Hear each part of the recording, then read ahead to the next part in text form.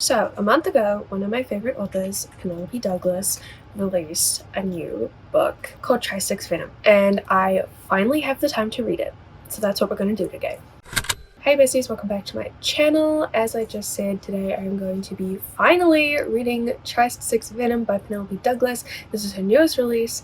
It is a sapphic, taboo, kind of bully romance, and I've been dying to find the time to read this, and I'm so excited to finally be starting this and probably finishing this today. I feel like this is going to be a book that I binge. So I'm going to bring you guys along with me. I'm going to vlog my time reading this. This is kind of going to be like a smut salon episode just because I'm expecting this to be smutty and fun like all of Penelope Douglas's books are. I don't really know much about this. I've tried to not hear any spoilers or anything about the book. I very much want to go into this book knowing as little as possible, and I'm pretty sure I've succeeded so far. I've done a pretty good job at staying away from spoilers or anything like that, which is great. I will say I really don't know what I'm expecting from this book because Penelope Douglas's last release, Credence, was a lot, to say the least. I don't really know how else to describe it. If you've read Credence, you probably know what I mean by when I say a lot, but that was a lot. It was a lot to read, and I don't know. I'm wondering, is this going to be as much as Credence? Is it going to be more than Credence? Is it going to be kind of like older Penelope Douglas, where more I'm thinking Punk 57, which is kind of, Punk 57 was set in high school. I believe TRYST SIX VENOM is also set in high school, if that makes any sense at all. Anyway, I don't really have much else that I plan on doing today except for reading this book. I mean, I might decide to stop at some point and finish this off tomorrow, but I'm pretty sure I just want to sit down and read this whole thing. So let's just get started. Okay, so I've read about 10% of TRYST SIX VENOM. I went to Starbucks. So I'm going to just drink this and carry on reading, but we've been introduced to both of our characters, Clay and Olivia. Clay is the golden girl. She's the head of some kind of sports team. Don't know which one. She's also in a sorority, but she's in high school. I didn't know they had high school sororities, if I'm being honest, in America. But she's in a sorority. Everyone loves her. Super popular, all that kind of stuff. And in the first chapter, we see that there is one of the popular sports guys has a thing for her, and he they share a little kiss at one point, and Clay's ew, hate that. So obviously she's gay. And then we have Olivia, who kind of comes from not the rich part of town. She's at this fancy school where her and Clay go. She's on a scholarship. She's in the same sports team as Clay.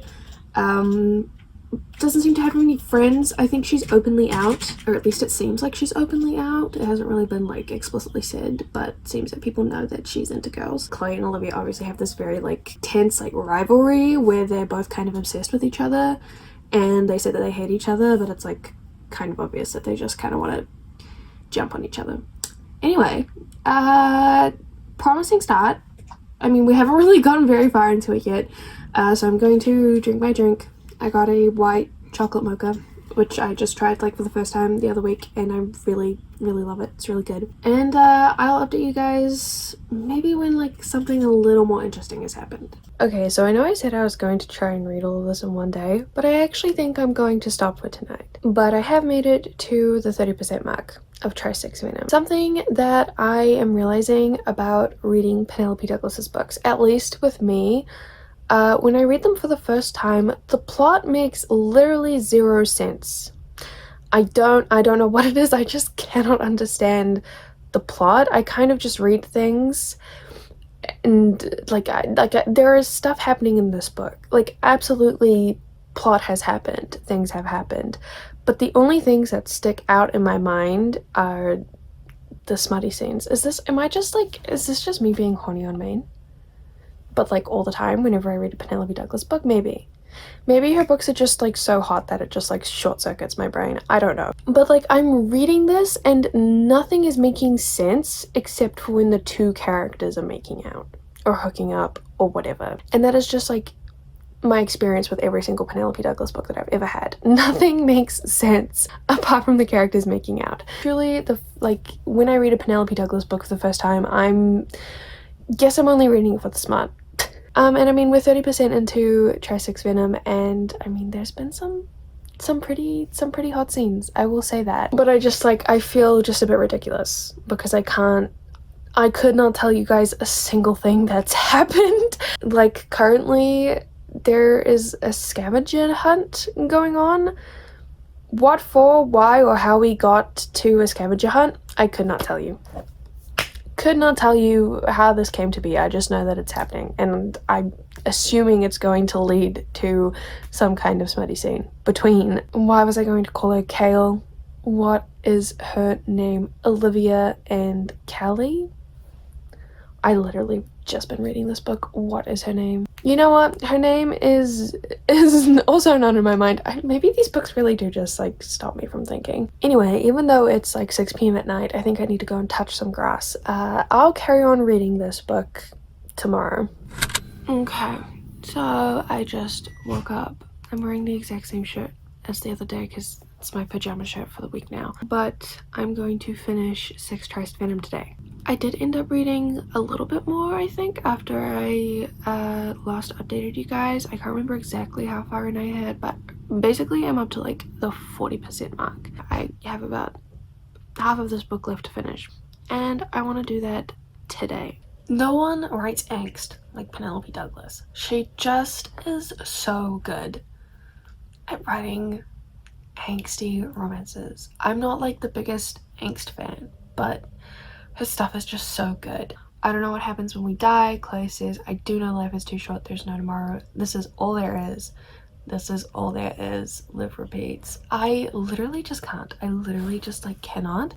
Fucking sad, sapphic angst romance by Penelope Douglas. Maybe this was all I needed in my life.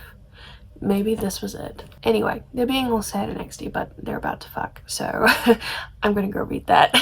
This is actually so funny. So Clay, if it isn't obvious, Clay in this book is not out.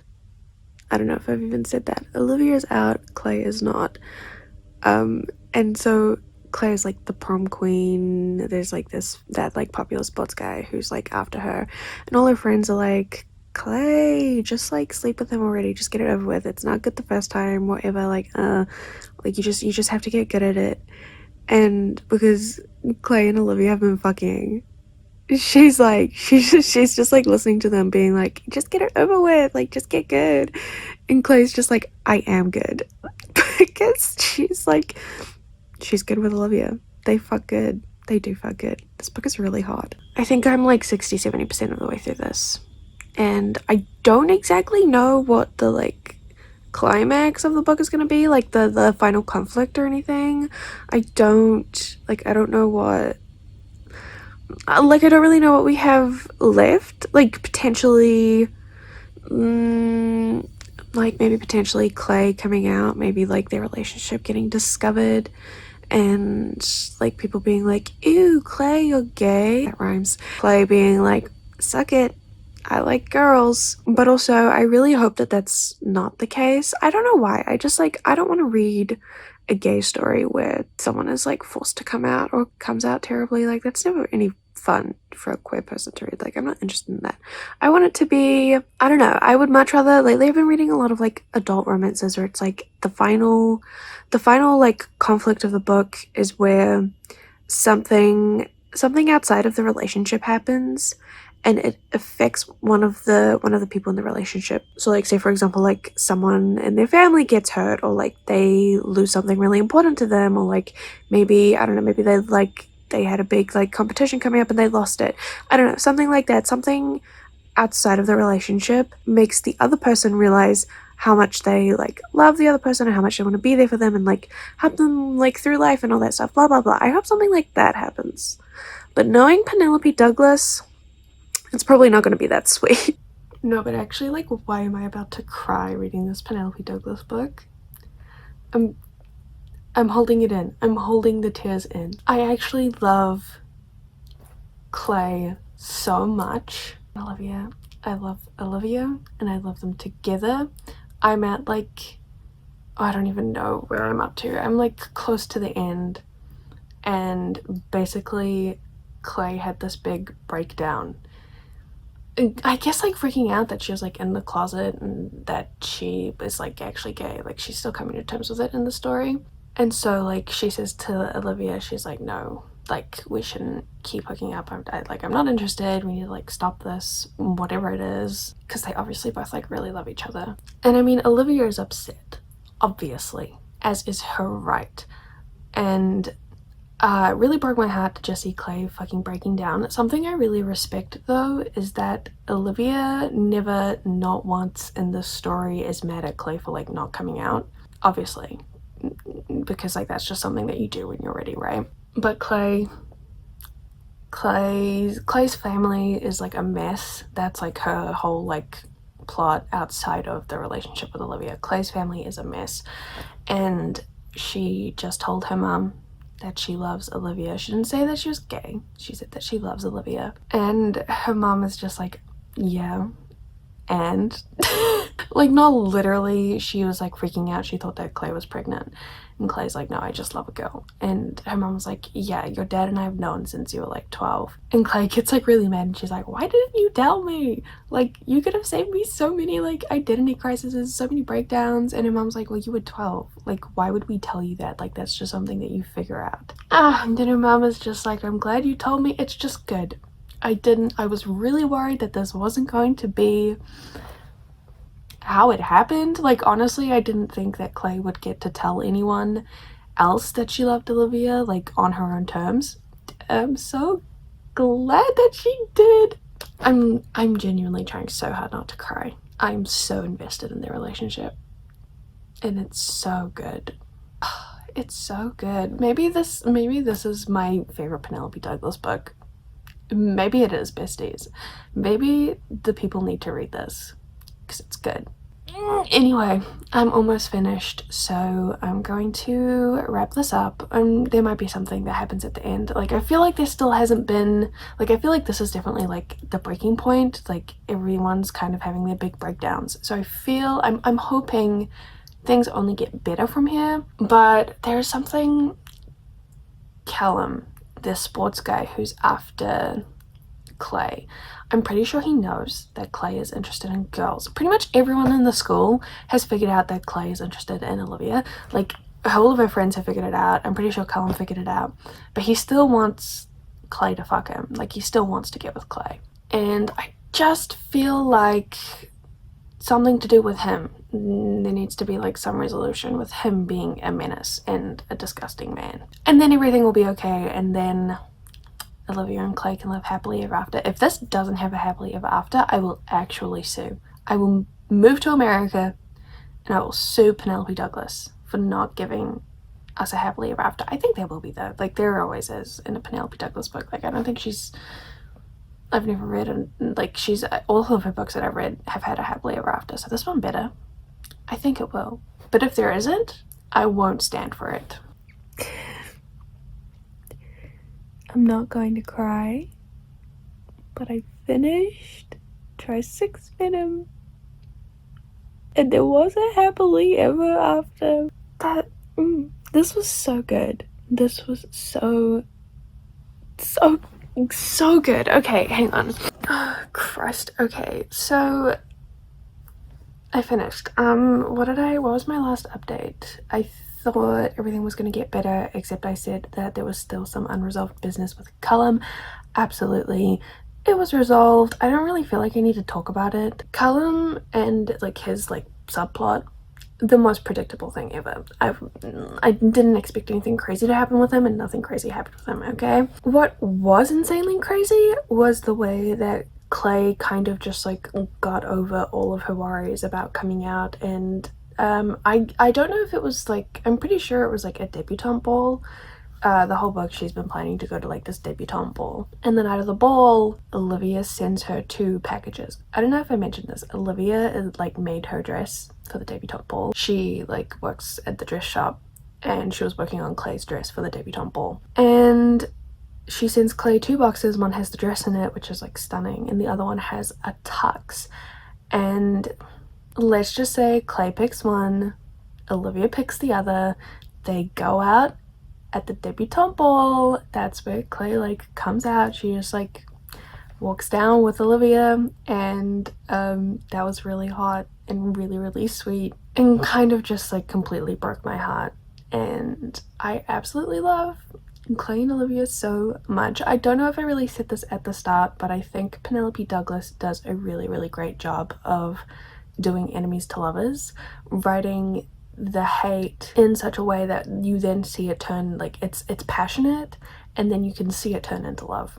It works. She does it so well. This very much reminds me of Punk 57 and Bully. Very much similar vibes. If you like those books of her, you will probably love TRYST SIX VENOM. My voice is like going because I love this so much. This really was a win for the gays. Thank you, Penelope Douglas. Thank you. If it wasn't obvious, I'm giving this 5 stars. And then I am going to go online and place my order for a physical copy, even though it's probably going to cost me so much money to get it in New Zealand. I don't care. I need a physical copy of this. I need it on my shelf. As soon as I can get my little rat hands on it, I'm rereading this. I fucking loved it. It was absolutely incredible. 5 out of 5 stars. One of my favorite reads of 2021, hands down.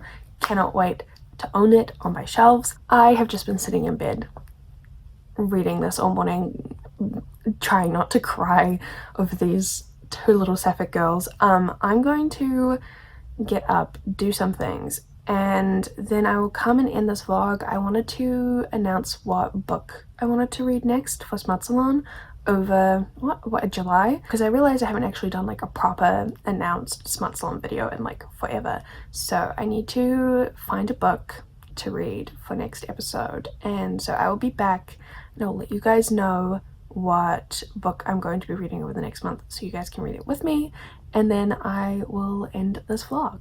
Okay, so I know it actually doesn't really look like I've changed, and that's because I haven't, but I basically just went on Goodreads and had a little look at the books that other people liked after reading TRYST SIX VENOM, just because this was so good and I really have no idea what I want to read for the next month. But I found a series that some of the books were already on my TBR, and I've seen it a bunch on TikTok, and apparently people who like TRYST SIX VENOM also like this series. So over July I am going to read the Full and Ben series by Gianna.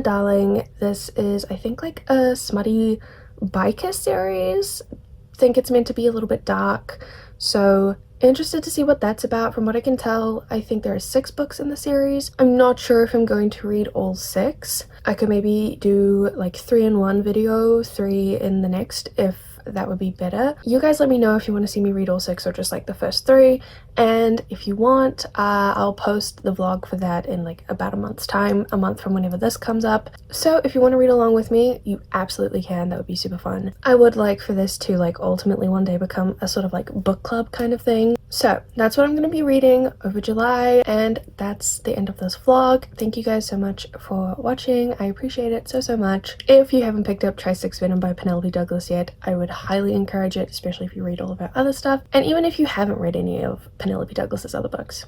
I feel like this is just peak Penelope Douglas. Pick it up. As I said, I will see you guys in about a month's time with my next Smut Salon video, but until then I will see you guys with another video sometime soon. Bye!